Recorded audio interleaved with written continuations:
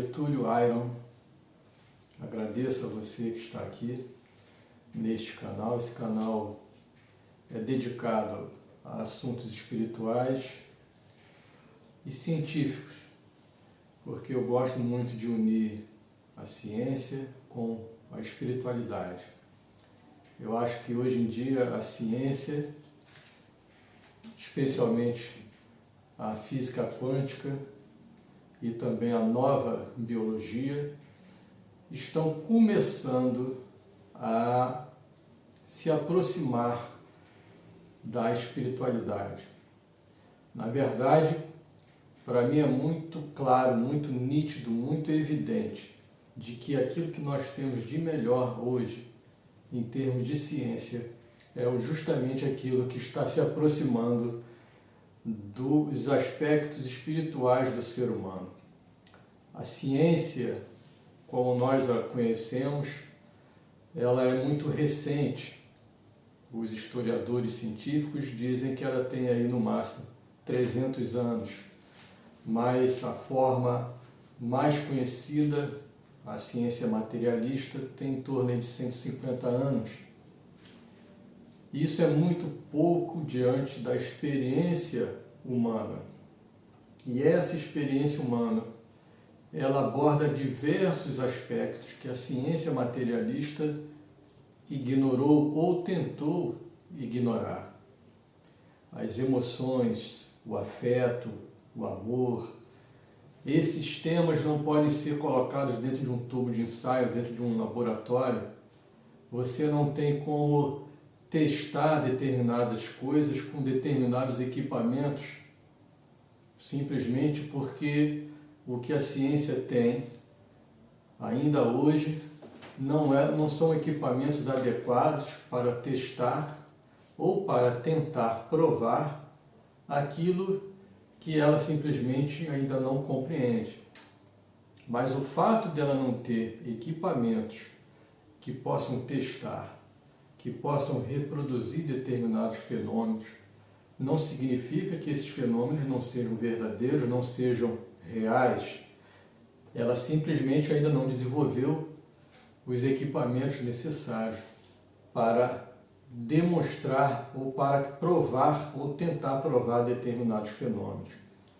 Mas você, na sua vida, você, ainda que não seja um médium, ainda que você não seja alguém de uma sensibilidade que consiga fazer projeções astrais ou projeções psíquicas ou conversas telepáticas, etc. Mas você sonha. Todos nós sonhamos. Agora me diga, qual o equipamento científico que demonstra os sonhos? Na verdade, não existe um equipamento ainda que decodifique os sonhos ou que possa, por exemplo, se acoplar de repente ao nosso cérebro e projetar as imagens que eu estou vendo internamente numa tela. Então, a princípio, mesmo os cientistas acreditam no sonho porque eles sonham, mas eles não são capazes de demonstrar isso. Mas por que nos sonhos eles acreditam? Porque, na verdade, eles vivenciam a experiência do sonho. Muitas coisas nós temos plena convicção de serem reais quando nós as vivenciamos. Não necessariamente, e na verdade, quando você vivencia determinadas experiências, pouco importa a opinião científica, ela se torna secundária. Ela se torna até uma coisa assim que você olha e diz, o que me importa? Porque você tem a evidência em si mesmo de que aquilo é real. É verdade que os delírios acontecem, que a esquizofrenia pode produzir fenômenos que a pessoa fica com dificuldade de discernir o que é real do que não é real. Mas quando nós falamos de fenômenos que abarcam milhões de pessoas, simplesmente porque a ciência material não consegue reproduzi-los dentro de um laboratório, nós não vamos ignorar esses fenômenos. Então, nós vamos falar aqui neste canal em alguns momentos, provavelmente no próximo vídeo, vamos começar uma sequência sobre física quântica e espiritualidade. Mas hoje é uma mensagem muito simples e muito direta. Em Gênesis capítulo 1, é narrado a criação deste pequeno planeta onde nós moramos. Pequeno planeta. Quando a gente olha essa galáxia, que só a nossa galáxia e existem outras galáxias, existem galáxias muito maiores do que a nossa, mas na nossa pequena galáxia e neste minúsculo planeta, nesta galáxia nós temos, segundo os cientistas, cerca de 400 bilhões de estrelas, e para cada estrela se calcula que haja pelo menos um planeta. Só que esses planetas, a dificuldade de detectá-los é justamente porque eles não emitem luz, diferente das estrelas. Mas há essa perspectiva. Como é que se descobre um planeta? Normalmente, quando em algum momento, em seu movimento de rotação ou de translação, ele passa em frente a uma estrela. Então, provoca um pequeno eclipse.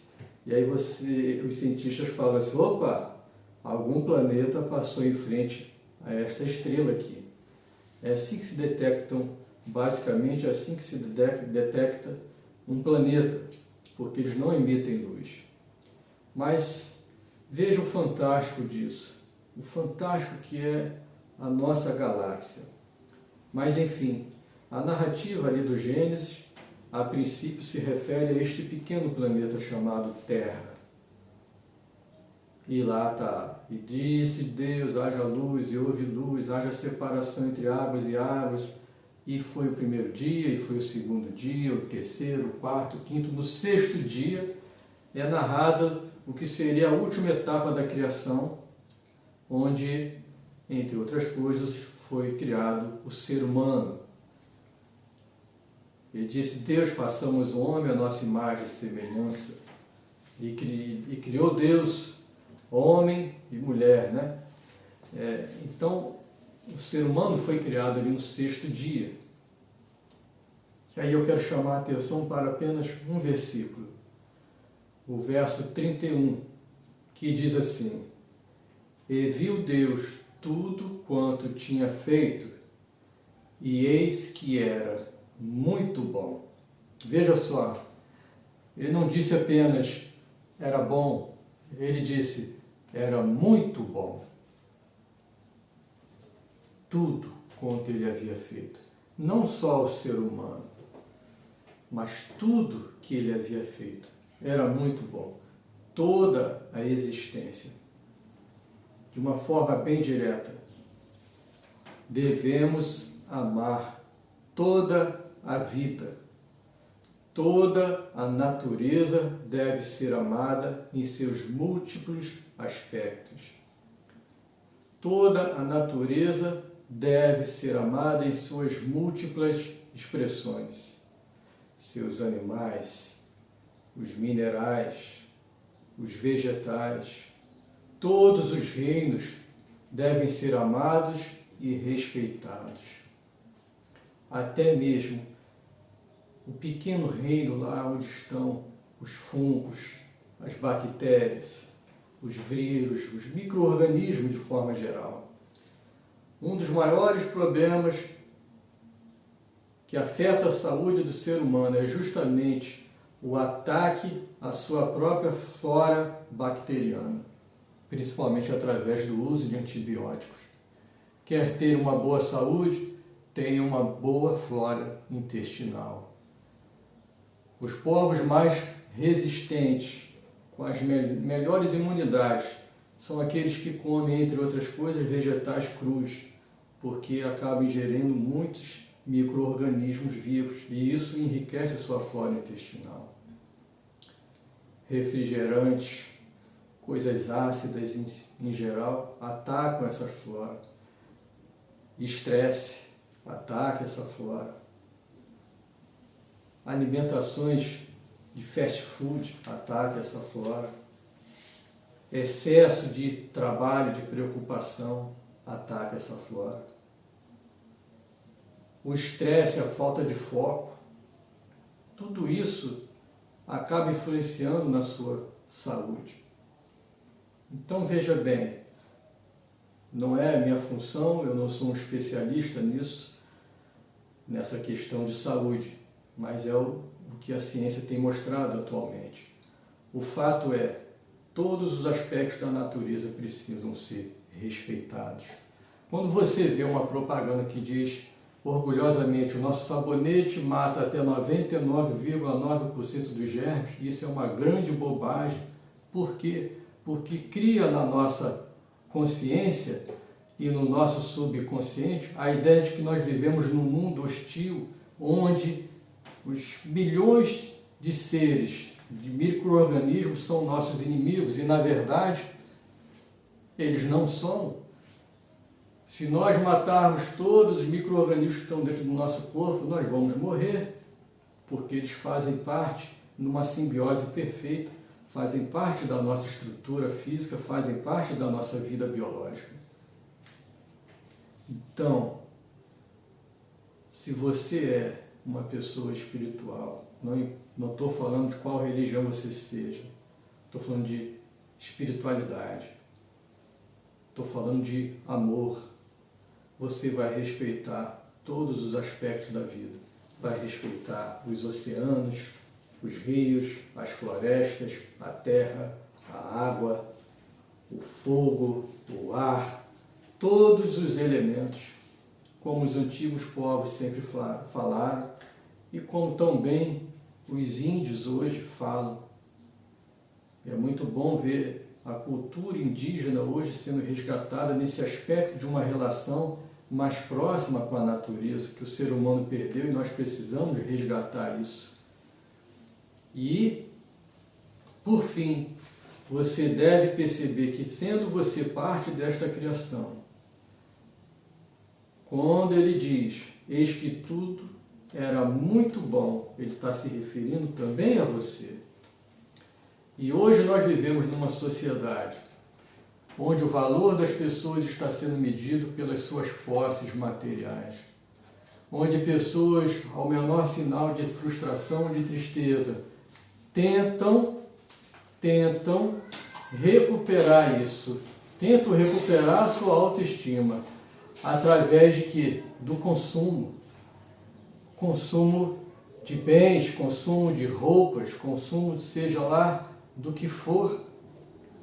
E isso acaba gerando outro problema, porque aquela satisfação momentânea não traz a verdadeira satisfação que só pode nascer do próprio interior.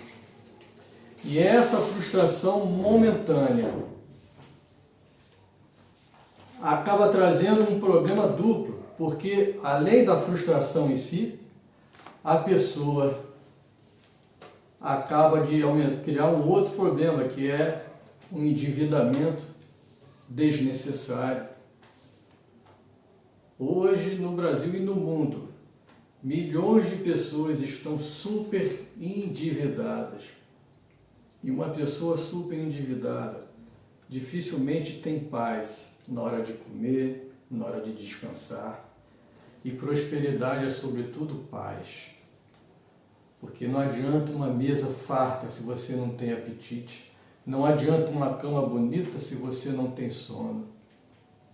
A prosperidade real começa na integração, no equilíbrio no teu próprio interior. Então presta atenção.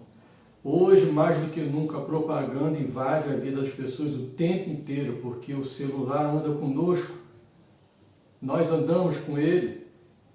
E se você não tiver controle disso, você é bombardeado o tempo inteiro por propaganda dizendo: consuma isto que você vai ser feliz. Um novo lançamento, você precisa ter isso. Se você não tiver, você não será feliz.